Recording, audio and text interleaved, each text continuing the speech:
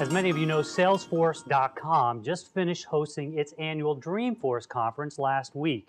CEO Mark Benioff led the way with a keynote that lasted 3 hours. Now, he incorporated customers, wore these swell shoes, but mostly Benioff just talked and talked and talked. Salesforce made several announcements, including the company's new Dropbox-like file sharing service, which the company is calling Chatterbox. Said Benioff to the gathered press, "I always wanted to name a product after myself." Right. No truth to the rumor that Microsoft's Steve Ballmer acquired Yammer for the same reason.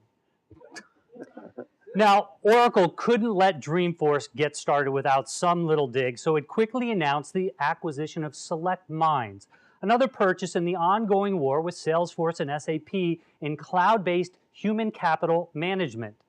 Human capital management is the industry's fancy term for human resources, or HR. It lets Oracle and SAP and Salesforce write checks for billions of dollars on tiny little software companies that help with, say, employee performance reviews, and then call it a strategic investment. We've heard that at next week's Oracle Open World, the company will announce something new in human capital management, the ability to fire people. That category will be called human quantitative easing. We also expect to hear that Larry Ellison is buying the Northern Hemisphere. The world of flying has changed dramatically. American Airlines just announced that it's giving its flight attendants Samsung Galaxy Note tablets. This will give flight attendants up-to-date customer information and allow them to provide better service. Now, American Airlines has also developed an Android app that lets flight attendants quickly look up insults to hurl at passengers. One special feature of the app, the ability for flight attendants to say hell no in 25 languages. In the next version of, I don't know if you've ever flown American Airlines or not, but in the next version of the app, American Airlines flight attendants will be able to tell you with a single touch of a button connecting gate information and that the airline has, once again, lost all your luggage. American airline pilots are already using iPads loaded with digital versions of flight manuals, which the airline projects will save $1.2 million in annual fuel spending due to decreased weight. And American Airlines just announced that with those savings, it will now be asking passengers and coach to take turns sitting on each other's laps. All right, I'll get off of American Airlines here. At Salesforce.com's Dreamforce conference, Virgin Airlines said that it will put Chatter, the enterprise social network technology, on all seatback screens. Never to be outdone, Oracle is planning to announce next week that you'll be able to run SQL queries from United Airlines bathrooms. GoDaddy. That's where I do most of my queries from. GoDaddy, the website hosting company known for its steamy ads, including one featuring race car driver Danica Patrick and the message, "Get your domain name of your dreams," was taken down recently. A hacker claiming to be a member of Anonymous took responsibility, but GoDaddy CEO Scott Wagner denied it, prompting a tweet from President Obama to tell Anonymous, "You didn't hack that."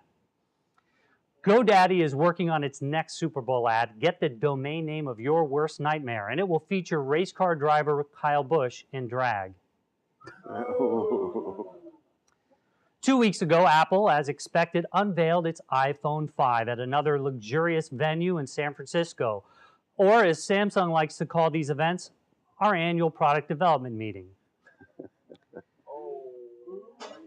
Apple's recent legal win hasn't prevented Samsung and Apple from attacking each other. Samsung recently took out some ads making fun of Apple's new iPhone 5. The ad was titled, "It Doesn't Take a Genius," a reference to Apple Store's Genius Bar, and it offered a spec-for-spec comparison between the iPhone 5 and Samsung's Galaxy S3. Now, in response, Apple fans created an ad titled, "Don't Settle for Cheap Plastic," in reference to the Galaxy S3's inexpensive materials. You see, the iPhone 5 is made of aluminum and glass. And then iPhone 5 owners everywhere went out and purchased plastic protective cases for their new iPhones. Ford has packed its Fusion Hybrid with some impressive technology, including a lane-keeping system. It alerts drivers with a steering wheel vibration if the car drifts too close to lane markings, and it will even apply pressure on the steering wheel to help bring the car back to proper lane position. It features adaptive cruise control and a special warning light when Lindsay Lohan is in the vicinity. Finally, last week, Apple shipped iOS 6 with lots of great new features, but the most controversial one involves replacing Google Maps with Apple's own Maps app, which got some lousy reviews. Not only is the app still rather Spartan, but the information it does have is often humorous, like locating gas stations on the top of buildings and rendering buckled bridges. And in fact, it's become the butt of many jokes, but we won't do any of that here. There is some good news to come of this. The Republican National Committee is giving Apple Maps to Democratic voters to help them find nearby voting booths. And it turns out that the Map apps has actually managed to find Mitt Romney's tax returns.